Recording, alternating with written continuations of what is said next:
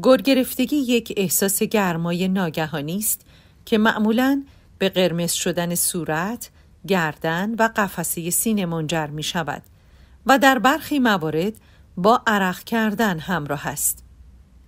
علت اصلی گرگرفتگی تا به حال به صورت دقیق شناسایی نشده است، اما برخی تغییرات هورمونی و گردش خون می تواند با این مشکل مرتبط باشد.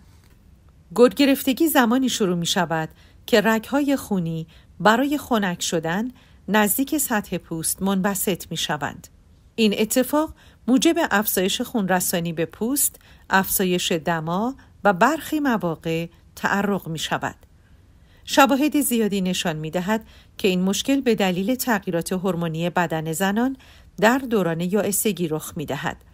البته در کنار یائسگی می تواند دلایل دیگری هم برای گرگرفتگی وجود داشته باشد، مانند چاقی، فشار خون بالا، چربی خون، دیابت، آب و هوای بسیار گرم و غذاهای تند.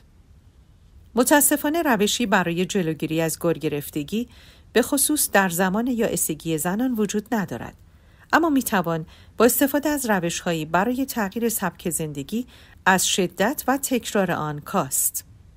از جمله مهمترین این روش‌ها میتوان به این موارد اشاره کرد.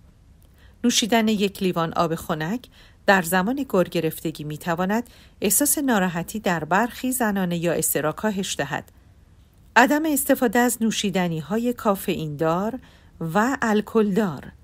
حتی ورزش منظم در دوران یائسگی هم میتواند در کاهش شدت و حتی روند درمان گرگرفتگی مفید باشد. در این دوران دمای خانه را خنک نگه دارید و از ملافه‌های سبک برای خوابیدن استفاده کنید.